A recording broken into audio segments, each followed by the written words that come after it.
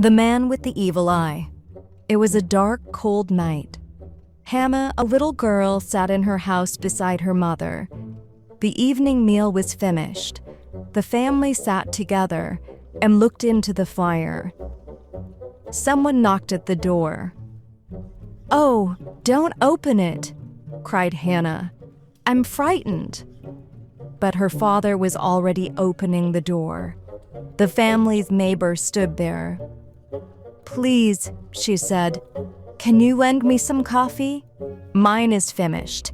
I'm going to the market on Saturday. I'll buy some coffee, Ben, and give you some." "Yes, of course," Hannah's mother said, and she took some of her coffee and gave it to the neighbor. The neighbor went away. Hannah's father shut the door and looked at his daughter. "What's wrong with you?" he said. "Why are you frightened?" "I'm frightened of our neighbor," the little girl said. "She's old and ugly, and she lives alone." Her father was surprised. "But our neighbor is a good woman," he said. "Her life is very sad. Her husband died many years ago. Her little daughter died and her other children went away. Don't be frightened of her. She will not hurt you." The little girl didn't answer her father. She sat still and looked into the fire. At last, she said, "I heard a story today. Our aunt told it to me." "What story?" said her father. "It's about a man with the evil eye," Hannah said. "Tell it to us now," said her mother. So Hannah sat close beside her mother and began to tell her story. "Once upon a time," she said, "there were two little girls." "Like you?" smiled her father. "Yes," said Hannah. "They were neighbors, and they lived near each other. They were very good friends. The younger child lived with her mother and father. The older girl's mother was dead. She lived alone with her father. The younger girl's mother was a very beautiful woman with a lovely face and a sweet voice. Only one thing spoiled her beauty. A little chip was broken from her front tooth. But one day, the little girl's mother became sick. She grew thinner and thinner and weaker, and at last, she died. The little girl was very sad when her dear mother died. She cried and cried. Her friend heard the noise and came to see her. "Why are you crying?" she asked. "What's happened?" "My mother is dead," the little girl said. "I'm so unhappy. Oh, mother, I can't live without you." The big girl sat down beside her and put her arms around her friend, and they cried for a long time together. Nearly a year went past, but the little girl never forgot her mother. She thought about her every day. One day, the two girls' fathers decided to go to the market together. The market was a long way away, and they left early in the morning. Now the little girl was alone. "I'll go and see my friend," she thought.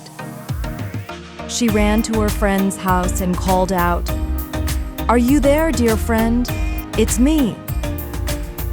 There was no answer. She called out again, "Open the door. Don't be afraid. It's me, your friend." The door began to open slowly. The older girl was there. She stood still and looked down at the ground. She didn't smile at her little friend. "What's the matter?" the little girl asked her. "Are you sick?" The big girl shook her head. "Are you unhappy?"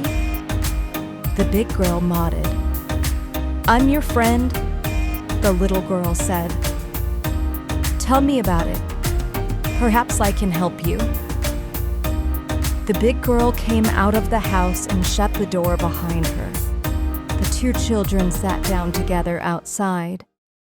The big girl didn't want to speak, but her little friend said again and again, "Tell me why you are sad.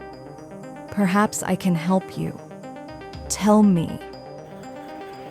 At last, the big girl said, "I don't want to tell you because you will be very angry with me, but I must. Last night I saw someone."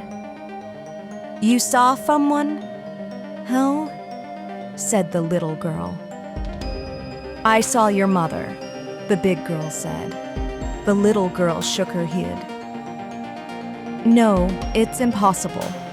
You know that my mother is dead." "Yes, she is dead, but I saw her in our house." The little girl's heart filled with happiness. She jumped up. "Is she there now?" she cried. "Can I see her? Oh, mother, mother, where are you?"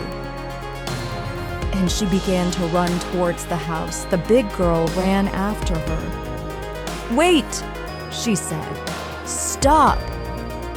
The little girl pushed past her angrily. "I don't want to wait," she said. "I want to see my mother." She opened the door and ran inside, but the house was empty. No one was there. The little girl ran outside.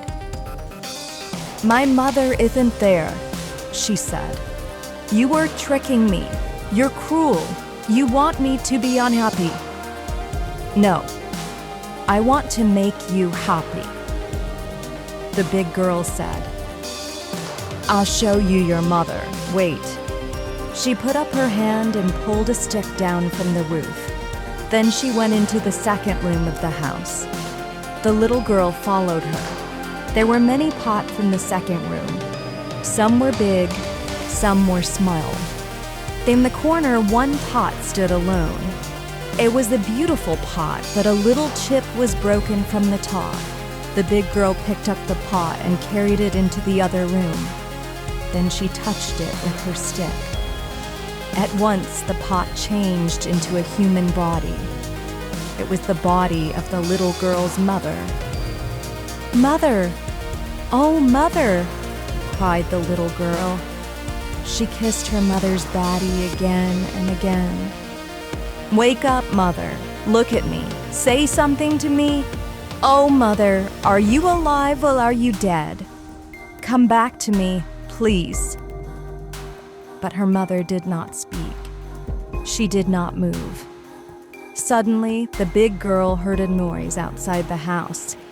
"Quick," she said. "My father is coming. You must go." "Go? What do you mean?" the little girl said. "I can't leave my mother now." But the big girl picked up the stick. She touched the woman's body again. At once, the body changed into the pot. The big girl picked up the pot and carried it back into the second room. Then she put the stick back into the roof. "Go home now," she said to the little girl. "Remember, this is our secret. Don't tell anyone. If my father knows, he will be very, very angry." The little girl ran home. At first, she was happy. "My mother is there, in the house next to ours," she thought. "I saw her again. She is still my dear, dear mother." But soon she was sad. Why didn't she talk to me? She thought. Why didn't she sit up and kiss me? Is she really dead? Or is she half alive? Then she felt angry. Why is my mother in my friend's house? Is her father keeping her there? Why didn't he tell my father? What is he doing to her? She heard a donkey outside the house. My father is home, she thought. What shall I tell him? I can't keep this secret. It's too important. No, I'll tell him everything. She ran outside. Her father was there. "Father, listen. Today I saw my mother," she said. Her father was angry. "Don't say stupid things," he said. "Your poor mother is dead." "But I saw her, Father," the little girl said. "She is in our neighbor's house. Please, you must believe me." And she told her father the story. At first, her father didn't believe her, but the little girl talked and talked. At last, he said, "My child, if this is true, we must rescue your mother. What did the pot look like? Tell me again." So the little girl told her father everything again. "There are many pots in my friend's house," she said. "Some are big and others are small. But my mother's pot is very beautiful, only the top is a little broken. There is a chip in the top of it." "Your mother was very beautiful," said the man, "only there was a chip in her tooth." He believed his daughter now. "All right," he said. "I must think. I must make a plan." The little girl's father thought for a long time. At last he said, "Your mother died 1 year ago. We will invite all our friends and relatives to a ceremony to remember her. You, my child, must prepare the food for the feast. Your aunts will help you. I will make the tala."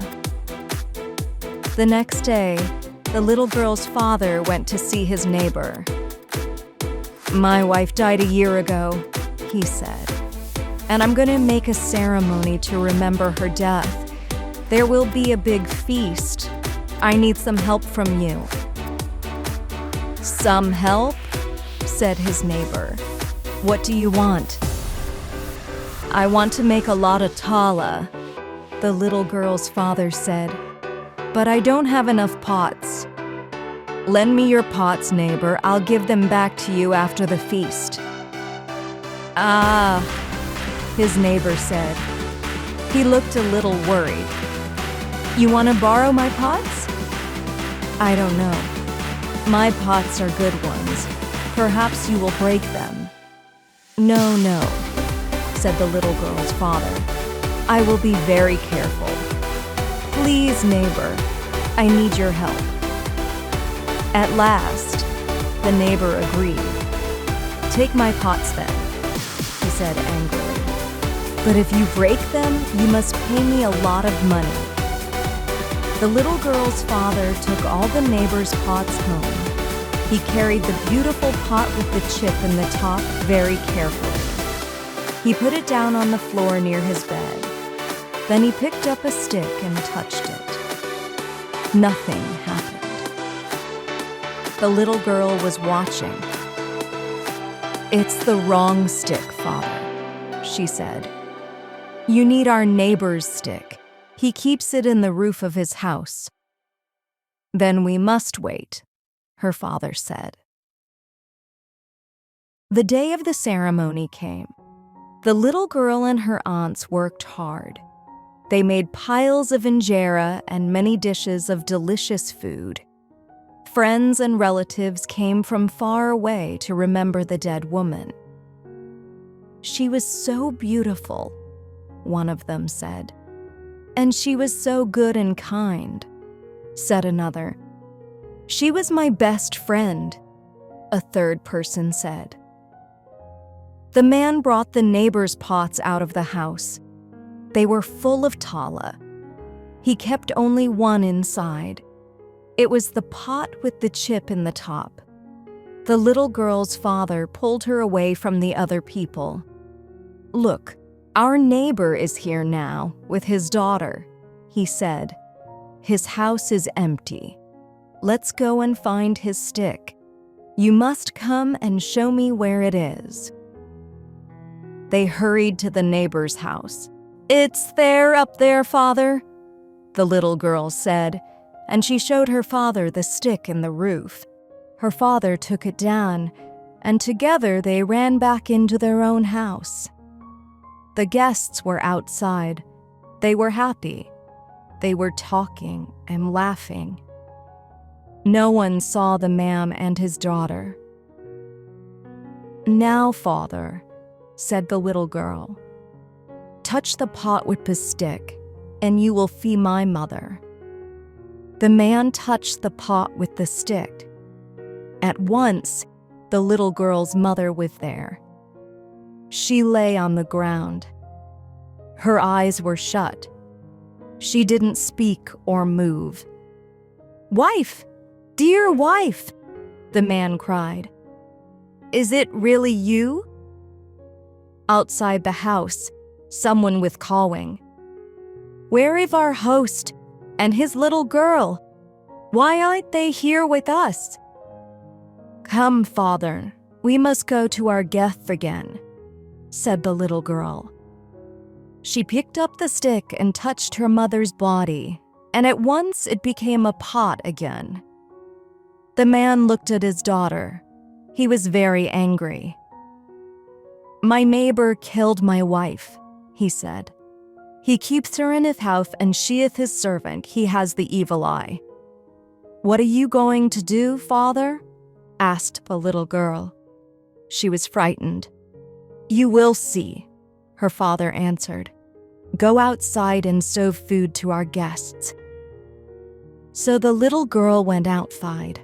She served more food and tala to the guests, but her father went quietly to all the men of his family. "Bring your weapons," he told them. "There is an enemy at my feast. He is a man with the evil eye." His relatives went home cruelly, one by one. They came back with their weapons. "Now, child," the little girl's father told her, "go into the house and bring out the pot and the stick." So the little girl brought out the pot and the stick. She carried them very carefully and put them down beside her father. He picked the stick up and touched the pot. At once, the body of his wife was lying on the ground. Everyone was very surprised. "It's your wife, our sister," they all said. "But she died a year ago. How can she be here?" The neighbor was frightened now. He was moving quietly away. "Quick," the little girl's father said. "Catch him. Don't let him go. He is the man with the evil eye." His relatives brought the neighbor back. They stood all round him and showed him their weapons. The neighbor was frightened. "This is my wife's body," the little girl's father said. "But she is dead. You were keeping her body. You were using her. She was your servant. But where is her soul?" I don't know," the neighbor said. I don't. "Give my wife her soul," the little girl's father shouted, "or we will kill you."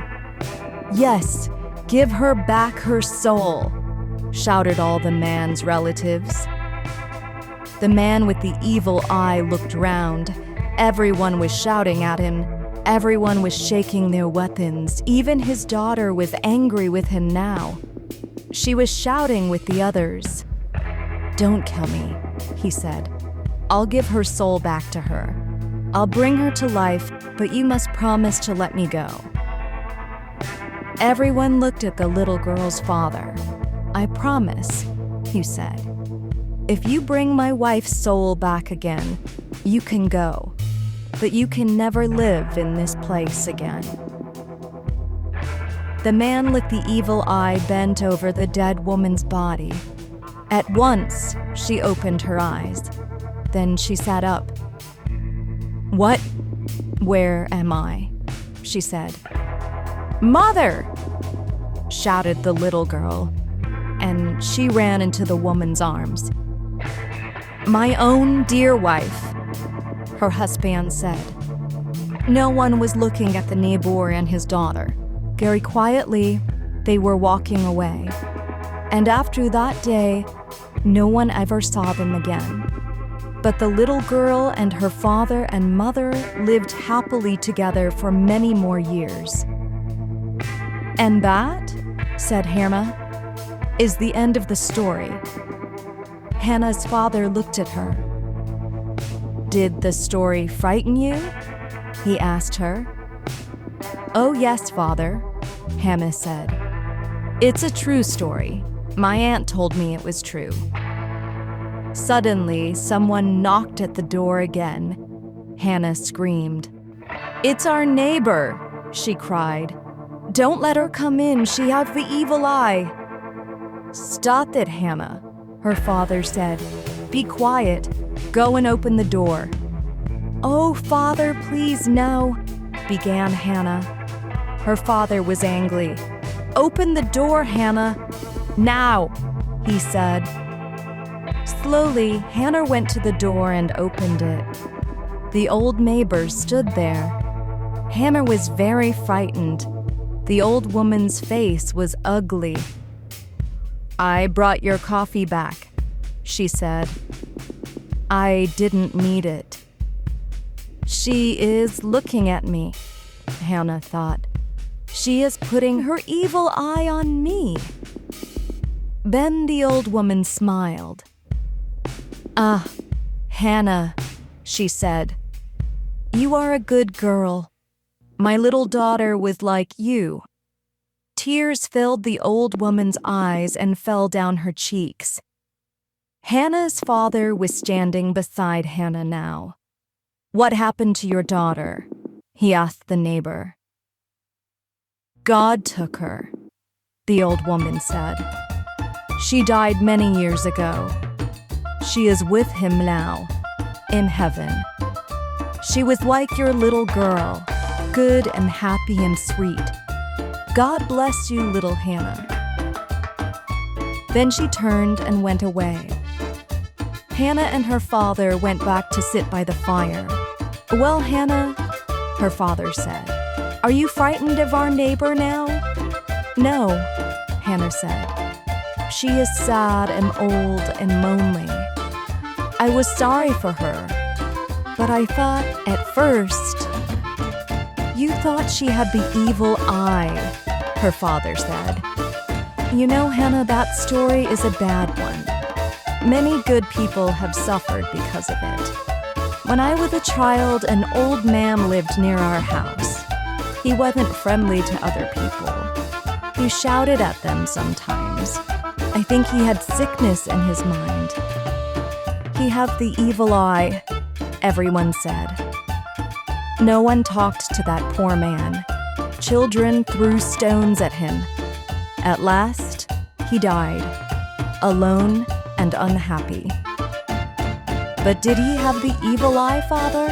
Hannah asked. No, he was just a sad, sick old man, her father said. Forget this story, Hannah. It is a cruel one, and it is not true.